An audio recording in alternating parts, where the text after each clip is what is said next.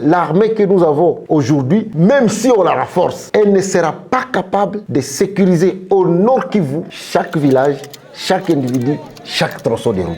Notre plus grande menace, c'est que nous avons à côté de nous un voisin qui a réussi à nous infiltrer et qui veut profiter de cette faiblesse pour faire des conquêtes territoriales. L'objectif du Rwanda, c'est de conquérir une partie de notre province, de la gouverner et d'avoir l'emprise sur ça. Nous ne prenons pas conscience que notre terre est en train de partir. Voilà pourquoi j'ai toujours plaidé pour que la dimension de la participation de la population à ces combats soit prise en compte. Je crois que c'est ça la solution.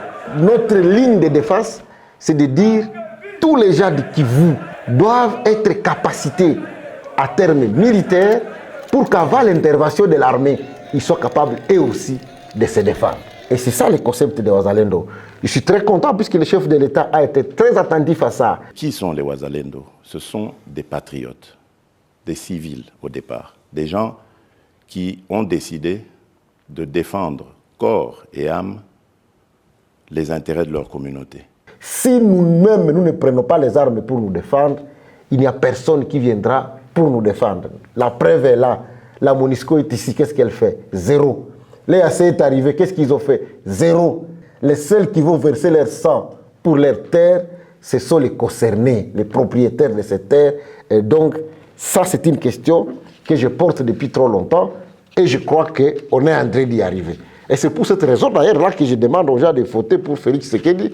Je ne voudrais pas qu'on ait un autre président qui va remettre en cause les acquis que nous avons. Et parce qu'on dit que la charité bien ordonnée commence par soi-même. En tant que ministre de l'enseignement supérieur universitaire, j'ai proposé au gouvernement que les étudiants forment la première cohorte des réservistes pour des raisons évidentes. Les jeunes Congolais sont maintenant déterminés à suivre l'appel du chef de l'État sur la mobilisation générale pour défendre leur pays. Et pour moi, c'était ça mon rêve. Et donc, nous n'allons pas reculer. Le président m'a donné le feu vert pour que dans les 5 ans, je sois capable de former 5 millions de réservistes étudiants. Et les gens me critiquent en disant que non, il est en train de créer une nébuleuse. Je crois que ce n'est pas une nébuleuse. Nous ne sommes pas les seuls pays au monde qui a une réserve. Tous les pays du monde ont des réservistes. On ne crée pas une nébuleuse. C'est une question de l'encadrement.